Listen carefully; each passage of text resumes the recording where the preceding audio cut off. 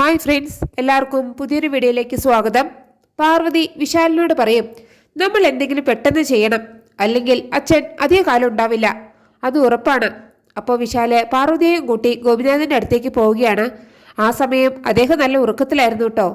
അപ്പോൾ വിശാല് പറയും, പാവം, ഇവിടെ നടക്കുന്നതൊന്നും അച്ഛൻ അറിയുന്നുണ്ടായിരിക്കില്ല, അച്ഛനെ എല്ലാം അറിയിക്കണം എന്ന് പറഞ്ഞിട്ട് അദ്ദേഹത്തെ വിളിച്ച് എഴുന്നേൽപ്പിക്കുകയാണ് വിശാല്. എന്നിട്ട് ചോദിക്കും, തനിച്ചായി പോയി എന്ന് തോന്നുന്നുണ്ടോ അച്ഛന്? അച്ഛൻ ഒരിക്കലും തനിച്ചല്ല, അമ്മ എപ്പോഴും അച്ഛൻ്റെ കൂടെയുണ്ട്. ഇതൊന്നും ഞാൻ വെറുതെ പറഞ്ഞതല്ല. അമ്മ കുറച്ചു മുമ്പ് പാർവതിയെ കാണാൻ വന്നിട്ടുണ്ടായിരുന്നു. അച്ഛൻ്റെ കാര്യങ്ങളൊക്കെ പാർവതി നോക്കണമെന്നാണ് അമ്മ പറയുന്നത്. അപ്പോൾ ഗോപിനാഥ് ചുറ്റൊന്ന് നോക്കുകയാണ് കേട്ടോ. ഇത് കാണുമ്പോൾ പാർവതി ചോദിക്കും, അച്ഛൻ ആരെയായി നോക്കുന്നത്? അമ്മയാണോ? അമ്മ ഇപ്പോൾ ഇവിടെ ഇല്ല, എൻ്റെ അടുത്ത് വന്നിട്ടാണ് പോയത്. വിശാൽ സാറ് പറഞ്ഞതൊക്കെ സത്യമാണ്. അച്ഛനെ പഴയതുപോലെ എഴുന്നേൽപ്പിച്ച് നടത്താമെന്ന് പറഞ്ഞപ്പോൾ അമ്മയുടെ സന്തോഷം ഒന്ന് കാണേണ്ടതായിരുന്നു. ഇനി എൻ്റെ ലക്ഷ്യം അതാണ്, അച്ഛനെ എഴുന്നേൽപ്പിച്ച് നടത്തണം. അത് ഉറപ്പായിട്ടും സംഭവിച്ചിരിക്കും. അപ്പോൾ വിശാൽ പറയും, പാർവതി ഇനി ഒറ്റയ്ക്കല്ല, പാർവതിയുടെ കൂടെ ഞാനുണ്ടായിരിക്കും. എന്നിട്ട് പറയും, ഈ കാണുന്ന അച്ഛനൊന്നും അല്ലായിരുന്നു ഓഫീസിൽ, അവിടെ അച്ഛൻ പുലിയാണ്. എനിക്ക് പോലും അച്ഛൻ ഓഫീസിൽ കണ്ടാൽ പേടിയാണ്. അച്ഛൻ പഴയതുപോലെ വീണ്ടും തനിച്ച് വണ്ടിയൊക്കെ ഓടിച്ച് ഓഫീസിൽ പോകും. ഇതൊക്കെ കേൾക്കുമ്പോൾ അദ്ദേഹം ചിരിക്കുകയാണ് കേട്ടോ.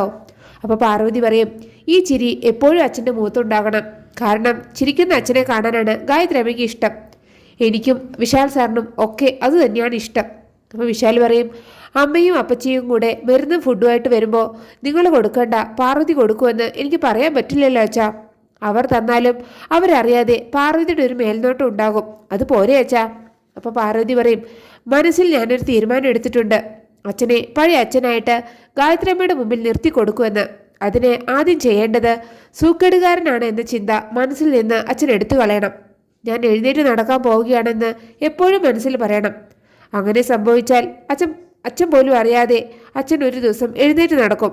ഞങ്ങൾ എപ്പോഴും അച്ഛൻ്റെ കൂടെ ഉണ്ടാകും. അച്ഛൻ ഉറങ്ങിക്കോ എന്ന് പറയാൻ കേട്ടോ. അപ്പോൾ അദ്ദേഹം മയങ്ങുകയാണ്.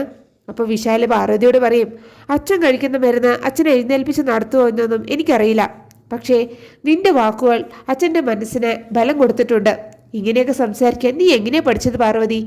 അപ്പോൾ പാർവതി പറയും, കരയുന്ന ഗായത്രിയമ്മയുടെ മുഖോർത്തപ്പോൾ അറിയാതെ നാവിൽ വന്നതാണ് വിശാൽ സാറേ. ഒന്നും അറിയാത്ത പൊട്ടിയൊന്നും അല്ല എന്ന് സാറിന് ഇപ്പോൾ മനസ്സിലായില്ലേ? അപ്പോൾ വിശാൽ പറയും, ഈ പൊട്ടിയോടെ എനിക്കെന്തോ ഒരു വല്ലാത്ത ഇഷ്ടം തോന്നുന്നു എന്ന് പറഞ്ഞിട്ട് പാർവതി ചേർത്ത് പിടിക്കുകയാണ് കേട്ടോ. അപ്പോൾ പാർവതി പറയും, എനിക്ക് അടുക്കളയിലെ കുറച്ച് ജോലിയുണ്ട് എന്ന് പറഞ്ഞിട്ട് വിശാലിൻ്റെ കവിളിൽ ഒരു തട്ടും വെച്ച് കൊടുത്തിട്ട് അവിടെ നിന്ന് പോവുകയാണ്. പിന്നെ പിറ്റേ ദിവസം അരവിന്ദൻ വിശാലിൻ്റെ വീട്ടിലേക്ക് വരികയാണ് കേട്ടോ. അപ്പോൾ അരവിന്ദനെ കാണുമ്പോൾ പ്രഭാവതി ചോദിക്കും, സാറെന്താ ഈ വഴിക്ക്? അപ്പോൾ അരവിന്ദൻ പറയും, വഴിതെറ്റി വന്നതൊന്നുമല്ല.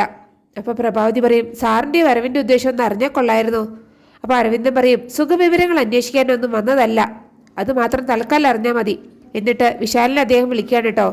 അപ്പോഴേക്കും അവിടേക്ക് വിശാൽ വരികയാണ്. അപ്പോൾ വിശാൽ അരവിന്ദനോട് ചോദിക്കും, സാറെന്താ വിശേഷിച്ച് ഇവിടേക്ക്? അപ്പോൾ അരവിന്ദ് പറയും, പറയാം, ജാസ്മിൻ്റെ ആങ്ങള ജിതിനില്ലേ എവിടെ? അപ്പോൾ ജാസ്മിൻ പറയും, ഇല്ല, പുറത്തേക്ക് പോയിരിക്കുകയാണ്. അപ്പോൾ അരവിന്ദ് പറയും, ഞങ്ങൾ തമ്മിൽ പുറത്ത് വെച്ച് ഒരു ദിവസം കണ്ടിട്ടുണ്ടായിരുന്നു, ജാസ്മിൻ അറിഞ്ഞിട്ടുണ്ടാവുമല്ലോ അല്ലേ? അപ്പോൾ ജാസ്മിൻ പറഞ്ഞു, അറിഞ്ഞു ഞാൻ, അത് പറയാനാണോ സാറിപ്പോൾ വന്നത്? അപ്പോൾ അരവിന്ദ് പറയും, അതിനെ ഞാൻ ഒന്നും പറഞ്ഞു തുടങ്ങിയില്ലല്ലോ, ധൃതി വയ്ക്കാതെ. എന്നിട്ട് വിശാലിനോട് പറയും, ഞാൻ മുൻപ് അന്വേഷിച്ച ഒരു കേസ് ഉണ്ടായിരുന്നു, DYSP സാറാണ് ഇപ്പോൾ അത് അന്വേഷിക്കുന്നത്. ആ അന്വേഷണത്തിൻ്റെ ചില വിവരങ്ങൾ ശേഖരിക്കാൻ എന്നെ ചുമതലപ്പെടുത്തിയിട്ടുണ്ട് അദ്ദേഹം, അതിനാണ് ഞാനിപ്പോൾ വന്നത്. അപ്പോൾ പ്രഭാവതി പറയും, അപ്പോൾ ഒരു ചോദ്യം ചെയ്യലാണ് സാറിൻ്റെ ഉദ്ദേശം അല്ലേ? ആ പൂക്കളിൽ വിഷം സ്പ്രേ ചെയ്ത് എൻ്റെ മകനെ കൊല്ലാൻ ശ്രമിച്ചത് പാർവതിയാണെന്ന് ഇപ്പോഴാണ് പോലീസ് യജമാന് മനസ്സിലായത്. അപ്പോൾ അരവിന്ദ് പറയും, ജീവിതത്തിൽ ഒരു മുൻവിധിയും പാടില്ല പ്രഭാവതി, ഞാൻ ചോദിക്കുന്ന ചോദ്യത്തിൻ്റെ ഉത്തരം മാത്രം പറഞ്ഞാൽ മതി. എന്നിട്ട് പറയും, പാർവതിയോടാണ് എനിക്ക് ആദ്യം ചോദിക്കാനുള്ളത്. അപ്പോൾ പാർവതി പറയും, സാറ് ചോദിച്ചോ, എനിക്കറിയാമെങ്കിൽ ഞാൻ അതിന് ഉത്തരം പറയാം. അപ്പോൾ അരവിന്ദൻ ചോദിക്കും, പാർവതി മേക്കപ്പ് ഐറ്റംസ് ഉപയോഗിക്കാറുണ്ടോ? അപ്പോൾ പാർവതി പറയും, ഉണ്ട് സാറേ, കൺമഷിയും പൗഡറും പിന്നെ മണമുള്ള സോപ്പ് ഉപയോഗിച്ച് കുളിക്കും. അപ്പോൾ അരവിന്ദൻ ചോദിക്കും, വേറെ ഒന്നും ഉപയോഗിക്കാറില്ലേ? അപ്പോൾ പാർവതി പറയും, ഇല്ല സാറേ. അപ്പോൾ പ്രഭാവതി പറയും, അടുക്കളക്കാർക്ക് എന്തിനാണ് സാറേ മേക്കപ്പ്, പൗഡർ പോലും അധികപ്പറ്റാണ്. അപ്പോൾ വിശാൽ ചോദിക്കും, സാർ എന്താ ഉദ്ദേശിക്കുന്നത്? അപ്പോൾ അരവിന്ദൻ പറയും, പൂക്കളിൽ വിഷം തെളിച്ച് നിങ്ങളെ കൊല്ലാൻ ശ്രമിച്ചത് ഒരു സ്ത്രീയാണെന്ന് തെളിഞ്ഞിട്ടുണ്ട്. കാരണം ആ പൂക്കളിൽ സ്പ്രേ ചെയ്ത കെമിക്കൽസിൽ സ്ത്രീകൾ മുഖകാന്തി വർദ്ധിക്കാൻ വർദ്ധിപ്പിക്കാൻ ഉപയോഗിക്കുന്ന ഒരു മേക്കപ്പ് മെറ്റീരിയൽസിൻ്റെ അംശമുണ്ടായിരുന്നു. അപ്പോൾ വിശാൽ പറയും, പാർവതി കൺമഷിയും പൗഡർ മാത്രമാണ് ഉപയോഗിക്കുന്നതെന്ന് അവൾ തന്നെ പറഞ്ഞു കഴിഞ്ഞു. അത് ഉപയോഗിക്കുന്ന മറ്റുള്ളവരോട് സാർ നിന്നെ നേരിട്ട് തന്നെ ചോദിക്കാം. ഇവിടെ അമ്മയുണ്ട്, ജാസ്മിനും ഉണ്ട്. ഗാർഗി സ്ഥലത്തില്ല. പക്ഷേ അവൾ എന്നെ കൊല്ലാൻ ശ്രമിക്കുമെന്ന് പറഞ്ഞാൽ ശത്രുക്കൾ പോലും അത് വിശ്വസിക്കില്ല. അപ്പോൾ അരവിന്ദൻ ചോദിക്കും, വിശാലിന് ആരെങ്കിലും സംശയമുണ്ടോ? അപ്പോൾ വിശാൽ പറയും, എനിക്ക് ആരെയും സംശയമില്ല. സംശയിക്കേണ്ടത് സാറല്ലേ? സാറിന് സംശയം തോന്നുന്നവരെ സാർ ചോദ്യം ചെയ്തോ? അപ്പോൾ അരവിന്ദൻ പ്രഭാവതിയോട് ചോദിക്കും, നിങ്ങൾക്ക് മേക്കപ്പ് ചെയ്ത് അണിഞ്ഞൊരുങ്ങി നിൽക്കണമെന്ന് നിർബന്ധമുള്ള ആളാണെന്ന് തോന്നുന്നുണ്ടല്ലോ കണ്ടിട്ട്. അപ്പോൾ പ്രഭാവതി പറയും, അതെ. എന്നെയാണോ സാറിന് സംശയം? എൻ്റെ മകനെ ഞാൻ കൊല്ലാൻ ശ്രമിക്കുമെന്ന് സാറിന് ഉത്തമ ബോധ്യമുണ്ടെങ്കിൽ സാറിന് എന്നെ അറസ്റ്റ് ചെയ്യാം. അപ്പോൾ അരവിന്ദ് പറയും, ഇനി ചോദിക്കാനുള്ളത് ജാസ്മിനോടാണ്.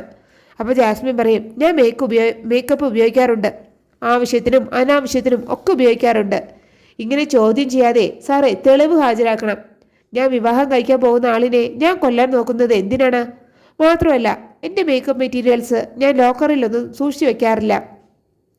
ആർക്ക് വേണമെങ്കിലും അത് ദുരുപയോഗം ചെയ്യാം. എന്നെ കൊടുക്കാൻ മനഃപൂർവ്വം അത് ആരെങ്കിലും എടുത്തതാണെങ്കിലോ? അപ്പോൾ അരവിന്ദ് പറയും, കറക്റ്റ്.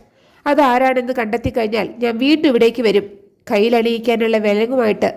അപ്പോൾ വീണ്ടും കാണാം എന്നും പറഞ്ഞിട്ട് അരവിന്ദൻ അവിടെ നിന്ന് പോവുകയാണ് കേട്ടോ. അപ്പോൾ വിശാൽ ജാസ്മിനോട് പറയും, 1 മാസത്തിനുള്ളിൽ നിന്റെ വിവാഹം നടക്കുമെന്ന് നിന്റെ പപ്പയ്ക്ക് ഞാൻ വാക്കു കൊടുത്തതാണ്.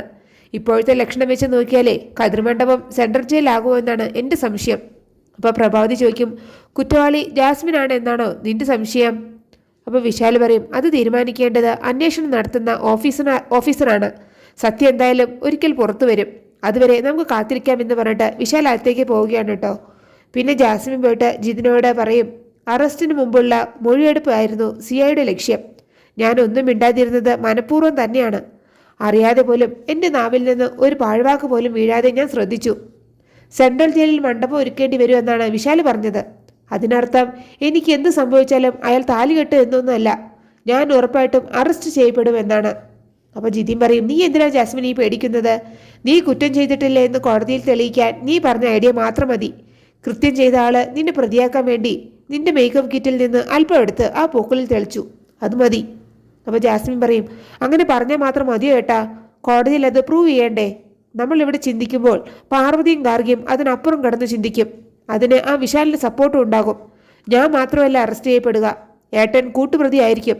നമ്മൾ അറസ്റ്റ് ചെയ്യപ്പെട്ടാൽ പ്രഭാവതി ആൻറ്റിയും സുശീൽ ആൻറ്റിയും ഒന്നും ഒന്ന് തിരിഞ്ഞു പോലും നോക്കില്ല.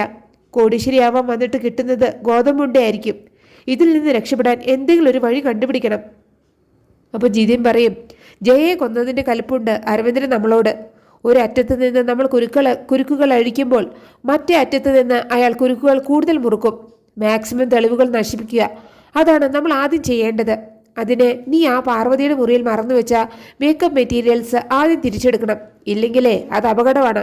അപ്പോൾ ജാസ്മിൻ പറയും, ഈ വീട്ടിൽ നിന്ന് പോകേണ്ട സാഹചര്യം വന്നാൽ അത് സെൻട്രൽ ജയിലിലേക്കാണെങ്കിലും വീട്ടിലേക്കാണെങ്കിലും ഇവിടെ ഉള്ളതെല്ലാം കത്തിച്ച് ചാമ്പലാക്കിയിട്ടേ നമ്മൾ ഇവിടുന്ന് പോകും. ഒരാൾ പോലും ഇവിടെ ജീവനോട് ഉണ്ടാകരുത്. ഇത് കേട്ട് ചിരിച്ചുകൊണ്ട് നിൽക്കുന്ന ജിതിനെ കാണിച്ചുകൊണ്ടാണ് നാളത്തെ എപ്പിസോഡ് അവസാനിക്കുന്നത്. നിങ്ങൾക്ക് എൻ്റെ റിവ്യൂ ഇഷ്ടമായി മറക്കാതെ എല്ലാവരും ലൈക്ക് സബ്സ്ക്രൈബ് ചെയ്ത് എന്നെ സപ്പോർട്ട് ചെയ്യണേ പ്ലീസ്.